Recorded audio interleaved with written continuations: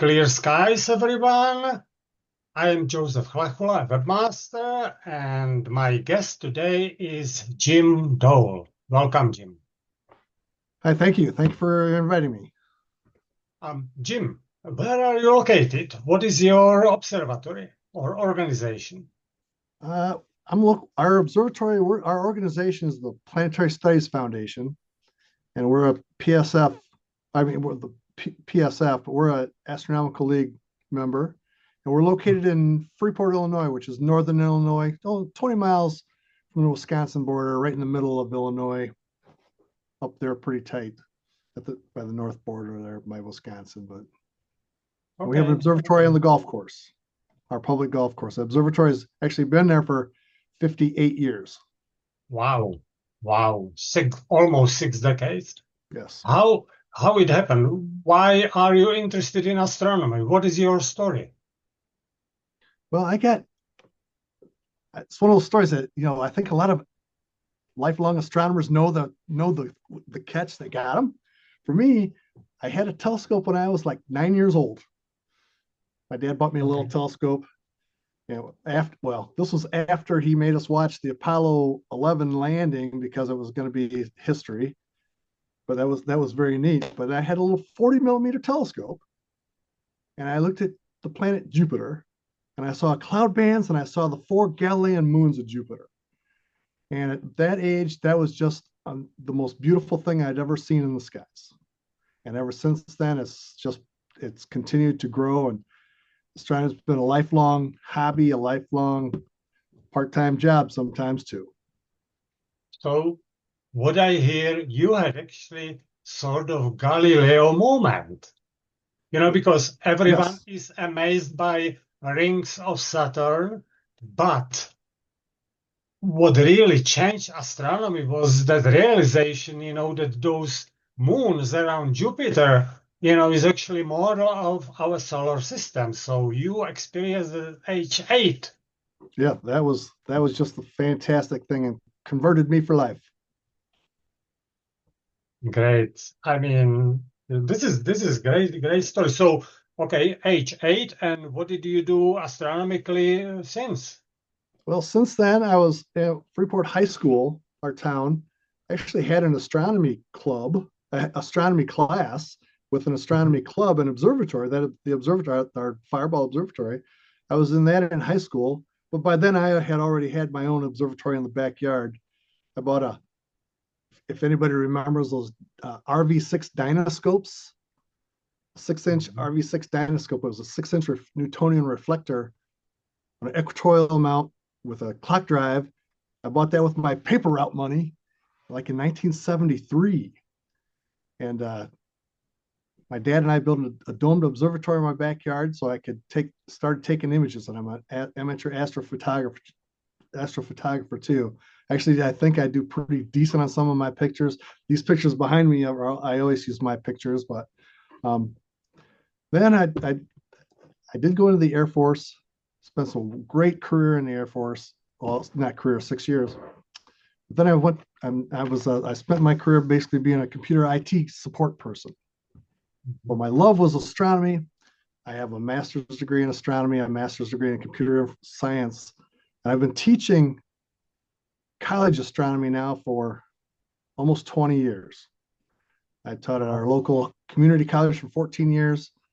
My last For the last 5 years, I've been teaching now. I teach online astronomy for Appalachian State University in North Carolina. With that, I've also been part of our observatory in Freeport. I've been part of the observatory for 33 years. I've been the director for 25 years. And so it's just a love we have, public observing and just sharing our knowledge and love of astronomy with the public and our local community is just fantastic. And that's where I So, am now. uh, what I hear, I mean, this is vibrant community, vibrant observatory, right? I mean, I know that there are some observatories struggling. How come that it's so alive I don't know. in I think your it's case? we have a small staff. Our observatory staff is only like half a dozen people. Well, actually, we're up to like almost a dozen people now.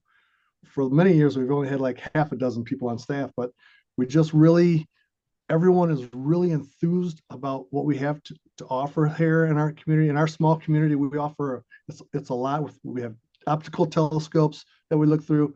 We have a dedicated telescope with imaging camera on it. So we show them Hmm. on big screen TV what it's looking at, trying to show some different technologies, trying to get some younger people in to help us out. And I'll tell you what, in the last year, we've got like 5 new under 30s in our staff. Our staff doubled in size and they're all young. And So, it's so you fantastic. are talking about staff. Uh, are Staff of they our local observatory. are they volunteers, or are they like employees, or what No, is there's just their? we're all volunteers. Okay, okay, 100%, okay. 100% Oh, volunteer. Planetary Studies Foundation, which is our parent organization, there's like almost 200 people in that organization, and we're just a small group of the observatory, the bigger part of the small part of the Planetary Studies Foundation. because in every organization, actually salaries are the biggest expense, but still you have observatory, and it takes some maintenance and Right, right. electricity and Completely how funded you. by donations. Actually, we're on our local public golf course, and the park district, our local park district, pays for the electricity and internet for our facility because they use the building also as a event space for the golf course outings. So Oh, okay. So this is a great model, that during day they can golf, yeah, and at yeah, night, they can observe. Okay. right, right. Okay. Yeah, It we're may all it may volunteers. We all get paid the same. Oh, okay. I see. I see. Um, do you visit any other clubs in your neighborhood or next cities, or do Yeah, you we have any visited connections? we a couple of clubs. Well, there's a town, Rockford, Illinois, the Rockford Astronomers. They're about 30 minutes away, 30 miles away. And we visited there a couple times. We've been down to the Popular Astronomy Club of the Quad Cities a couple times, Hmm. to their meetings. And actually, they've come up to visit us twice, I think, too. So Al has been up there with his group to visit us. We plan on Hmm. this year, we want to go to, there's an astronomy group in a little observatory in DeKalb, Illinois, which is another 45 minutes away or so. We wanted to meet up with them. We were going to meet up with them at one time, but just when COVID happened and everybody shut down, and it never has never come to a fruition since then. So we got some plans to visit some places. We're close enough to Yerkes Observatory. We go up there a couple times as a group just to see the big 40-inch refractor. And my understanding, they should pretty soon reopen again under Well, different. they Yerkes is open, but they're they changed ownership. And they've done an Yes. amazing thing of cleaning up the facility, and just it's so nice and clean up there. Hopefully they keep going there. I think they're doing pretty good. I hope they're doing pretty good. So my understanding is the new owner is some non-profit organization. Yes, I believe so. Okay, and so you visited that Yerkes with the new owner, right? Yes, Okay, yes. okay. We've been up there a couple times. We do this kind of a group activity to get out and for new people to see stuff. Hmm. Yeah, Good. I've been there several times, but never inside, because I didn't hit hours, and so. Well, they treated us really nice because we were an astronomy club basically coming to visit them, and they gave us some extended. It was supposed to be a 2 hour tour. They spent 3.5 hours with us. They took us in the Okay, it was. interior of everything. It was fantastic. It's nice. Um, uh, I'm asking those questions about neighboring clubs, and it leads me about NCRAL. So you are a member of NCRAL, and Yes, we're a new member. We're a new member. This is only like our second year member with the Oh, organization. okay. I believe it's second year. Maybe this is our third year, going on our third year, Okay. whatever. We're young in the organization, and we're a small group again. Hmm. But even with that, I really enjoyed last year. I went up to the NCRAL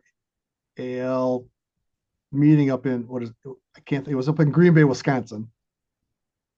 Oh, okay. Yeah. So I was up there. That was met a lot of people up there. I thought that was a fantastic thing, and a couple of us, two of us from our local group, we went to the national convention out in Bryce Canyon in Oh, okay. June, and that was just fantastic too. Spent a lot of time with Al out there. We parked next to him in the parking lot, observing many nights. So it was a Okay. lot of fun Okay. out there too. Um, and as we talked before, NCRAL right now is doing some live videos, live Zooms, and I believe that we saw each other at Titan Shadow Transits. Yep, we And so, tell me about your telescope at your observatory. What did you do? Because I mean, hey, you was able to do some live stream. yeah, that with the Saturn, with the Titan transit of Saturn earlier this year, we were able to live stream. We shared our screen so you could live stream it. Correct, We in our correct, dome, correct. we have a 14-inch RC telescope, and Hmm. we had a ZWO camera attached to it, so we had a live view of Saturn and and the rings and the transit. It was nice to be able to show. It was nice to have that meeting with groups across the region, because Hmm. luckily a couple of people had clear skies, so they were able to see. Yes. Not everybody was going to have clear skies, so it worked out really well. It was kind of an interesting thing. Had our public observatory night that night, and everybody was gone about 11 o'clock, 11:30. A couple of us, we stayed at our observatory till 3:30 to the meeting, but that's okay. We looked at Saturn for hours, and then we did a couple of other things. We're working on a couple of astronomical league observing projects too, so we did a little putz around with that also. I mean, true is that Titan Shadow Transit series was unique because basically the first one, which we were trying, to show on Zoom and then share on YouTube, was like 4 a.m. or something like Right, that. It right, moved a little bit, towards the midnight, and also. Uh, Timing was different because it was getting shorter and shorter and closer to the North Pole. correct. And so it was different experience, and actually it was lifetime experience because we will never see it from North America in our lifetime. Right, Next that's one my next first one will time. be in 15 years, but my understanding is that because uh, it's like multiple by 24 hours almost, so it's shifting. The timing is shifts only a little bit, and so it will be probably seen somewhere in India or Europe, but not Right, in America. It's my understanding. right. That was a So we great were idea to lucky. have that, and I hope we can come up with some other observing projects and meet there. Because again, somebody in some group in some state will have clear skies, so we can That's share some of that these that's events. very true. Saying that it's actually the most challenging type of event because you have to share live stream and live stream, in telescope. It's actually very difficult, Yeah. Oh, yeah. and so I was really amazed. I remember those events, and I noticed that in your observatory you had some radio antenna or something. So you're also radio astronomers, you guys, or what? Yeah. At the Firebaugh Observatory, we have a couple optical telescopes. We have our digital, what is electronically assisted astronomy with that telescope. We also have a small radio dish too. One of our members is a really strong, his hobby is radio astronomy. So over the last couple years, we got this little 2.4 gigahertz mini dish that does a really nice job of detecting the hydrogen emission from the Milky Way. Now we're trying to broaden the astronomy offerings that we have, and a lot of the visitors to the observatory, they're interested in the radio astronomy thing. The gentleman who usually runs the radio telescope does a really nice job. Mike Odie is his name, explaining what we're looking at. But it's just radio astronomy. We want to continue it. It's a little more. I'm excited about it, but it's not intuitive to people. It's not like Correct. looking through an optical telescope and seeing craters on the moon or rings around Saturn. You're not looking through an antenna, but to understand what we're seeing, and the key of even if you're looking through optical telescopes, and you're well aware of this, what I find very important is looking at these beautiful things, yes, but to get an understanding of what you are looking at that's what brings people back. Have a But better understanding. When you go up and look at the sky at night, you want to have a better understanding of what you're seeing in those glinty stars, planets, and moon. So, but yeah, we do radio astronomy. This year, we're thinking about. We got donated to us a 10-foot radio dish, and I'm going to try to maybe talk with the park district. We're still contemplating if we can put up this 10-foot dish and have a permanently mounted radio telescope up there, and the advantages or disadvantages. Will it work for us?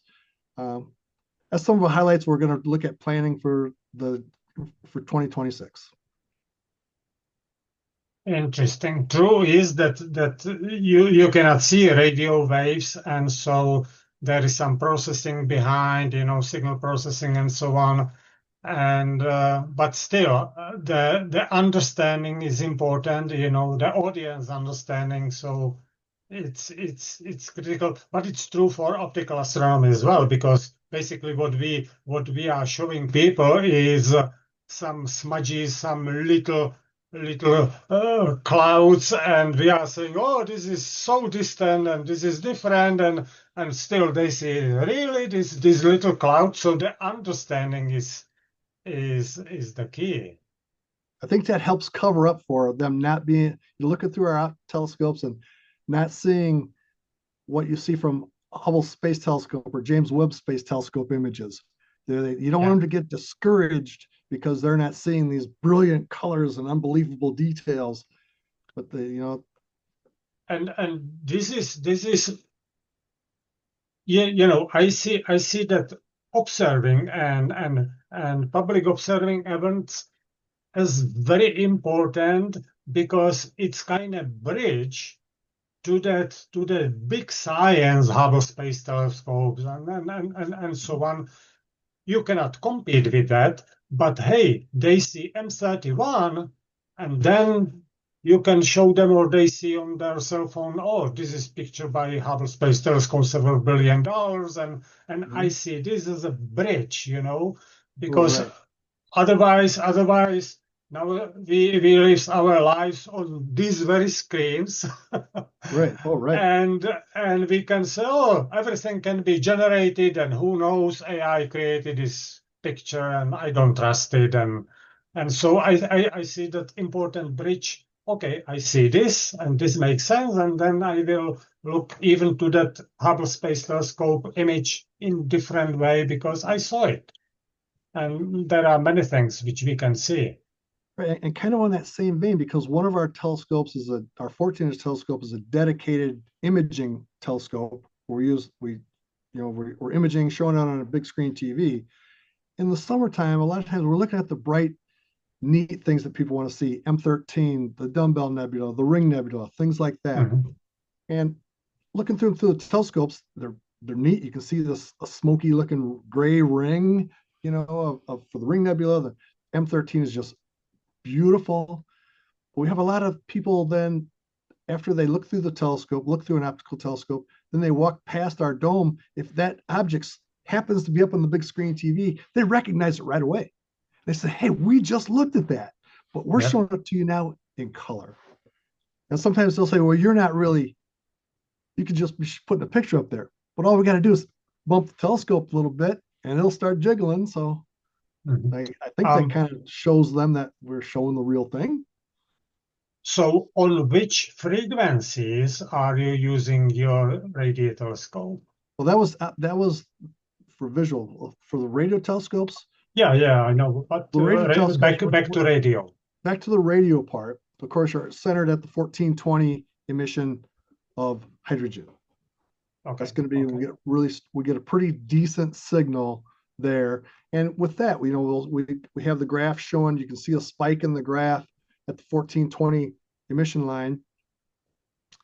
But then we can move the telescope a little bit away from the Milky Way either way, and that spike will go away. Put it back in the Milky Way, the spike comes back up. So we're kind of showing people that we're actually Okay. collecting data. But you see other things, noise and stuff change Mhm, when things mhm. come through there. It's pretty. I think it's pretty So, interesting. this is interesting because your visitors, they have actually that sense, that it depends on direction of the Right, right. dish. And we can, on a good night, we can see the Milky Way, the band of the Milky Way going across the sky. We show them a map of the sky if they can't see it, and they can kind of see where the antenna is pointing. But the thing, yeah, we can actually take them out there, move the dish, and the signal will go away. Move it back, the signal will come back. Mhm. So it's pretty neat. Do you do any citizen science projects or the participation? Not at this time. That's Okay. some good idea. We're trying to come Hmm, up with, hmm. and we're having a meeting in a couple of weeks to try to discuss how we can continue to improve our offerings and what we're doing up there. And again, back to radio astronomy. I mean, those radio astronomers, they are creating all those huge networks of radio telescopes, and I'm thinking, maybe what if we would do something like this in our area, and but this is maybe behind of our capabilities because all of a sudden you would need computing power and networks and Right, right, and right. such stuff. It's still So pretty new to us out here, but it's still exciting. Another thing that we can offer people to learn a little bit about. So, and really, one of our new younger volunteers is really interested in using that radio antenna. So mhm. that's just exciting to me because the rest of us are kind of we're not getting any younger. So that um, works out good. next year, 2026, I believe in mid May there will be NCRAL conference in Cedar Rapids. Um, do you plan to go I'm there or? Yeah, I'm planning to go there. Yep, I've already planned to go there. I got Okay, it. well, Actually, it may be a small group of us going there as a group thing. That's my hopes. It okay, well, coincides with one of our public observing nights, so we can only lose a couple of people. But the plan is for us I to I host it. I plan to go there as well, so I hope that I will meet you over there in person, and we may have a cup of coffee You bet. or talk about I'm really looking telescopes. forward to it. Thank you. I think that'd be great. We're gonna Jim, bring some it equipment was. with us. Don't they have that out there's an observatory, nice observatory region or complex out there where they're having that or near that, Yes, isn't there? yes, yes. It's my understanding that they have a great observatory as well. So So that would be I'm nice. looking forward to it. And you're up in Minnesota, Correct. I am in Rochester, Minnesota. so you all have some pretty nice observatories under up there. I understand. Um, that's true. There are great observatories around Minneapolis. For Minnesota Astronomical Society is running them. Unfortunately, here in Rochester, we don't have any public observatories. So Okay. Okay. what we do public observing just on under some dark skies, with volunteers and so on. But we don't have any public observatory. It waits this will be maybe some future project, but who knows? All right. Future is open. There you go. That's it. Jim, it was very nice to talk to you. I learned a lot, and I hope I see you soon. Yeah. Well, thank you very much. I really enjoyed it. Anybody comes around the Freeport area, stop by our observatory. We do quite a bit for such a small group, or we think we sure try. We have a lot of enthusiasm about it anyway.